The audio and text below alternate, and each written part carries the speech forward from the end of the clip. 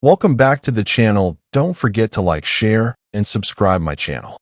Today we are explore how to create a business website banner using Posterize in Photoshop.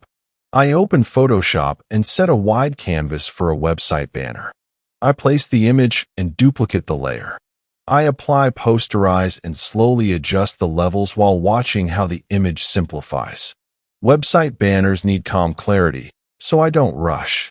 I stop when the image feels balanced. I mask areas where text will sit, keeping them clean and readable. I zoom in to refine edges and remove harsh transitions. I adjust contrast slightly to guide the viewer's eye. I add business text and align it using guides for precision. I check spacing and